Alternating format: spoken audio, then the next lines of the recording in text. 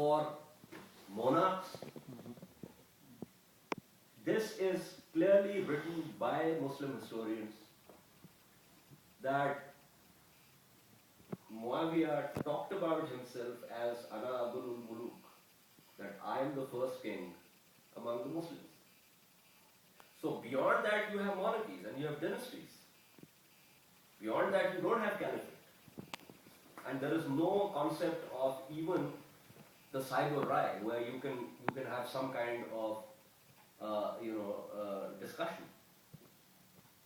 So my problem is that when we talk about, yes, there is this whole idea, there is a debate, as there should be, about what exactly do we mean by the nation state and how important the nation state should be.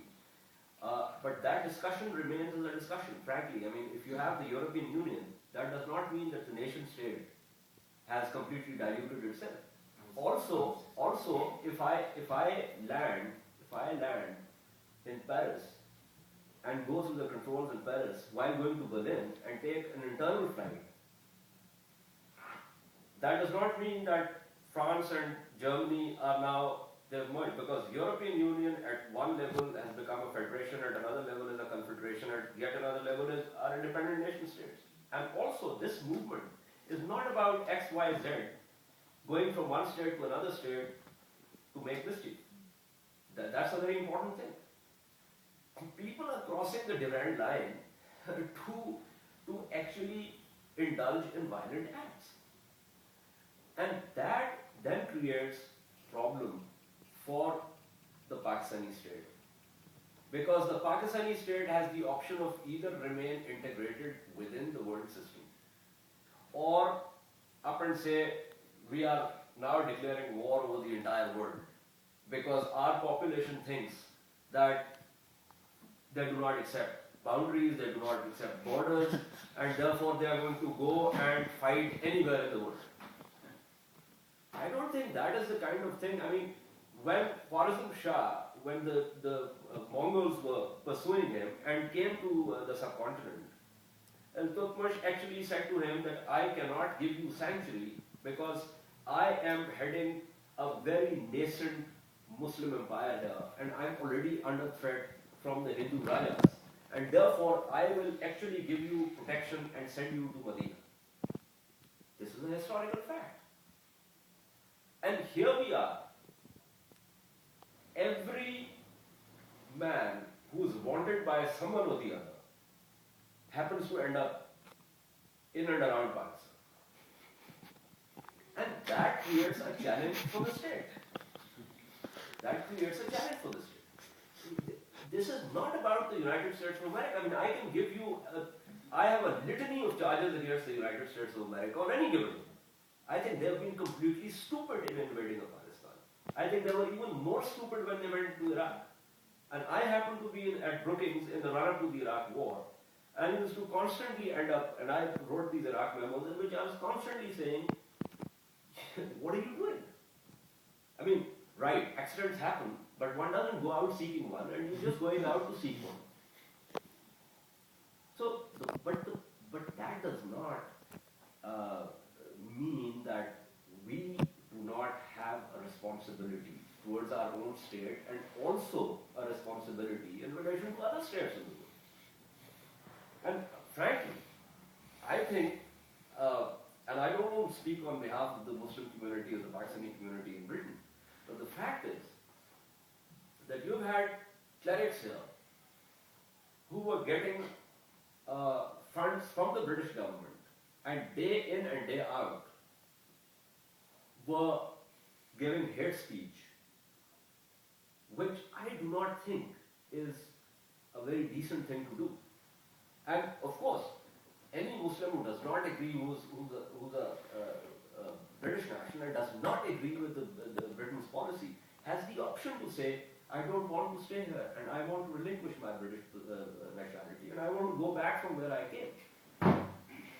But you cannot enjoy the benefits of a state and then also militate. Of course, you have the option.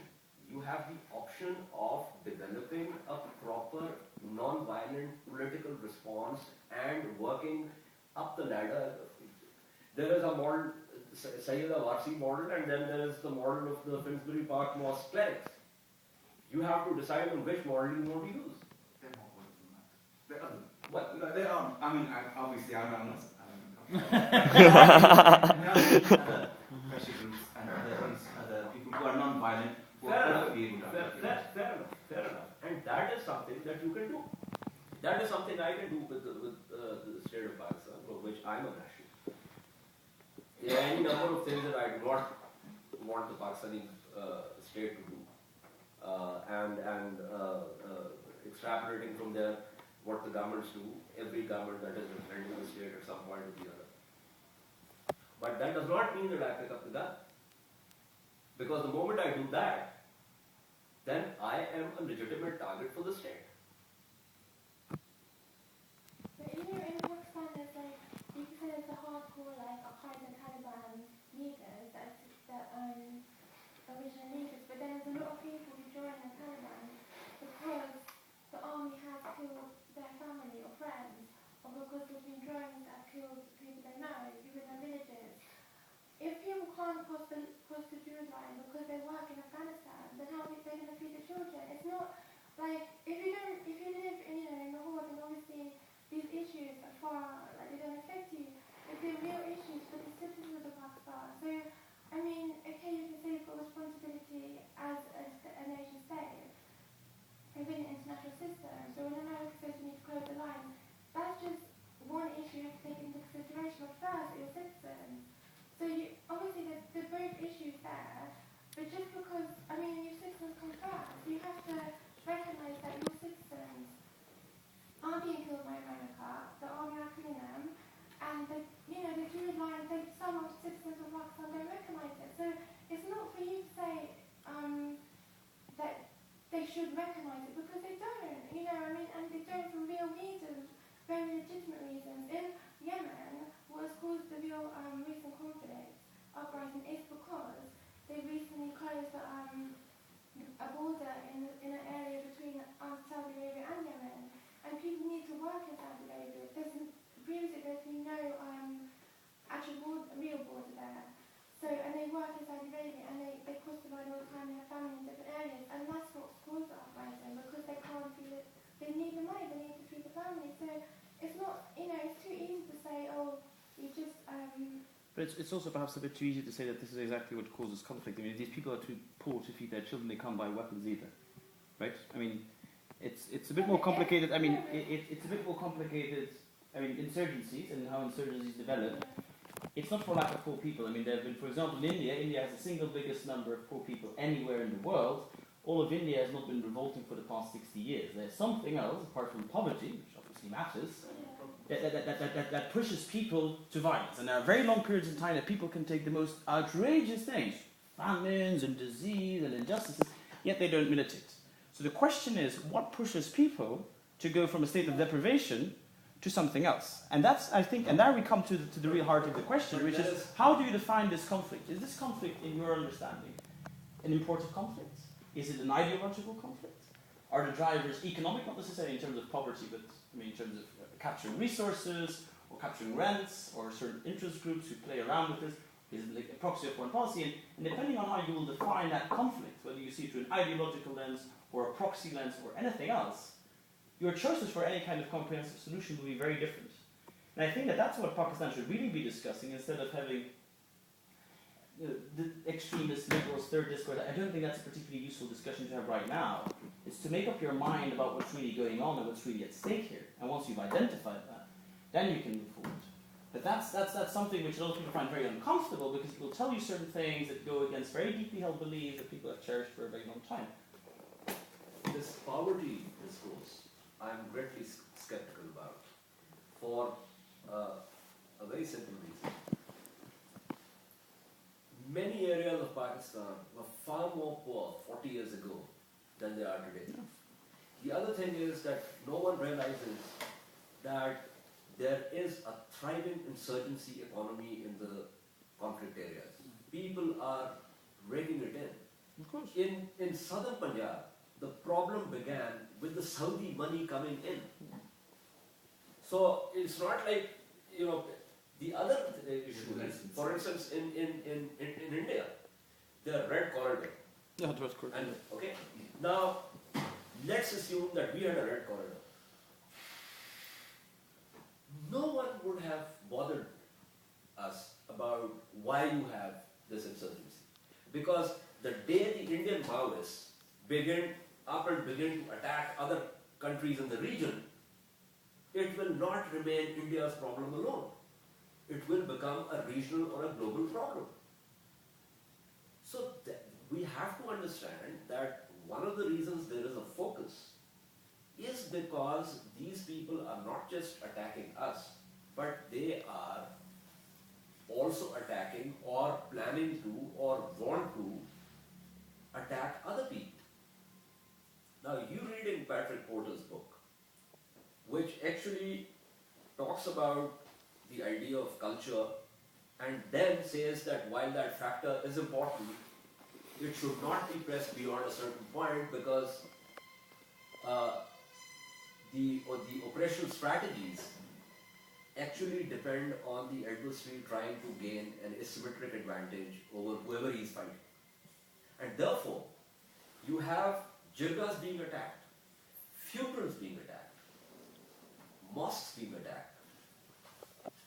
And when I spoke with Hakimullah Masood when he was commanding the operations in Irregular,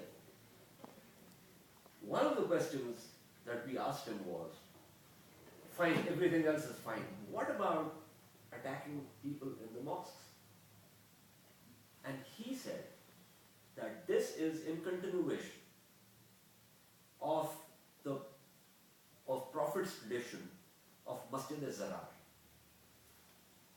And I wanted to actually ask him, if I did not fear being beheaded, that are you saying, because this is blasphemy, are you saying that you are like the Prophet, that the angel has brought a wahi on you and has told you that all the people out there in the mosques are munafiqeen, and therefore you have the right to go out there and kill them?